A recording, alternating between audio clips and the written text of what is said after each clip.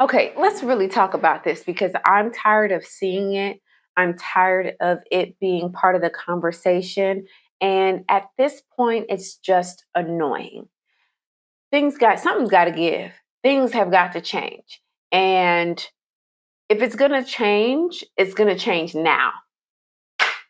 It's your favorite Dr. Honey, Dr. Faith Abraham, and welcome back to our channel. Today, I got my weighted blanket on me. We're going to talk today. We're really going to talk today because it's really not the devil. It's really not the devil that's holding you back as much as you may think that it is. I'm going to tell you 100% the authentic truth about it. The number one thing that's holding you back is you. I said it.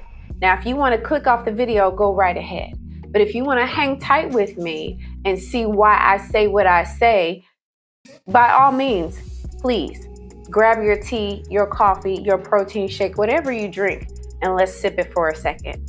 The reason why I say that it's not the devil that's holding you back, it's actually you holding yourself back, is because to a certain extent, the enemy can only do to you what you allow.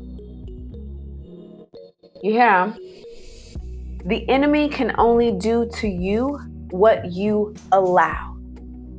In other words, if your mindset is in agreement with all of the plans, all of the negativity, all of the missed opportunities, all of the bad people in your life, the users and the abusers, like if all that stuff is in agreement with those things that he has, if your mindset is in agreement, you're negative, you never see anything good, you don't see how good things can happen to you, you don't deem yourself worthy of the blessings that God has for you. Well, I haven't seen it in my life before. And, every time something good happens, I'm always waiting for something bad to happen. That's a mindset.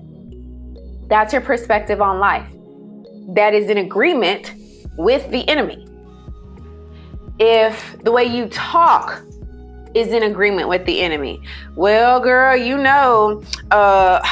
whatever will be, will be. If it's meant for me, child, then it's just gonna be. And, I just can't ever get a breakthrough and stuff. Good things just don't happen for me like that. And I'm always getting sick and I just don't know why. All of that is literally in agreement with the enemy. He really doesn't have to do anything. You're doing all the work. Babes, you are perpetuating what he's doing in your life. Remember the scripture that says, and think on these things that are lovely, that are just, that are pure, that are holy, that are trustworthy. Think on these things, right? That is, in a nutshell, positive thinking. But really, it's not positive thinking. It's God-type thinking. It's faith-filled thinking. Okay? And when we think like that, what happens is we are in alignment. We become in agreement with the blessings of God, what God actually has for us. So it's not that the enemy is interfering as much as us being in agreement with what the enemy is trying to do in our lives. And therefore, it comes to pass. Therefore, it happens. I actually have a video, and I'll make sure to put it on the screen or put it in the description box on overcoming negativity or addicted to negativity. That's what I called it, addicted to negativity, because some of us are really addicted to negativity.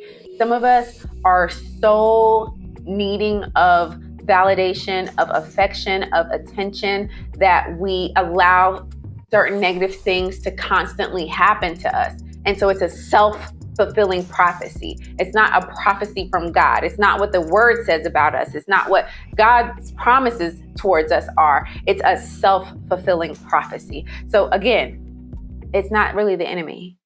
It's you blocking your own success, blocking your own breakthrough, blocking your own blessings.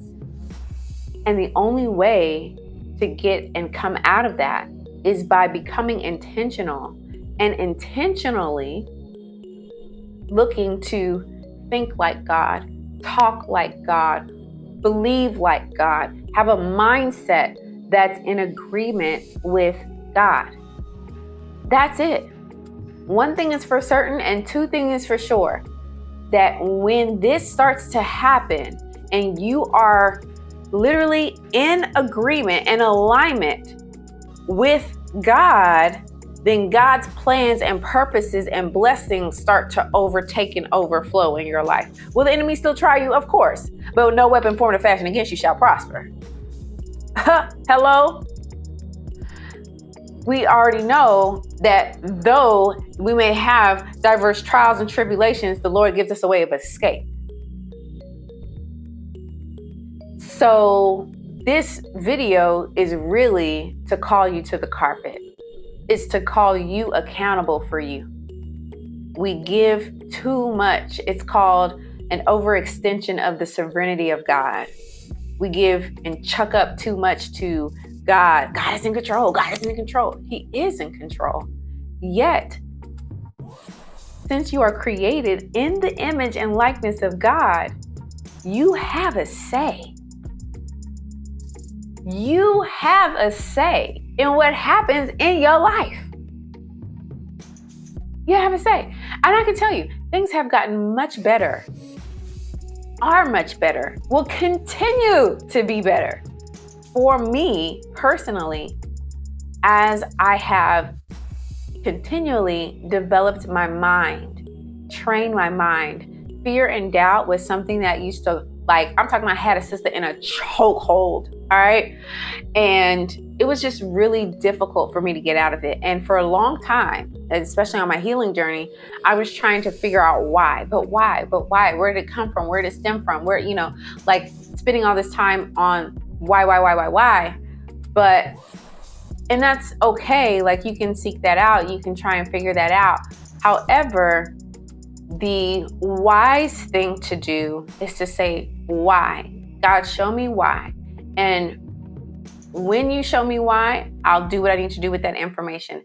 Until then, what I'm going to do is know what I know and act and behave accordingly. So knowing that fear and doubt was a big part of my life, I was like that guy, the man who came to Jesus with his son and was like, Jesus, I know you can heal him and I believe you can, but help my unbelief. I just was a doubtful person on a lot of things because I just hadn't seen a lot of things materialize in my life the way I thought they would or the way I wanted them to. So I would just chuck everything up to whatever it is. Well, whatever it is, right? Whatever I'm meant to be will be. That kind of thought process, overextension of that thought process. And fear, I would just be so scared to make a move, to take a risk, and I'd have to talk to this person and that person and get confirmation and all this stuff.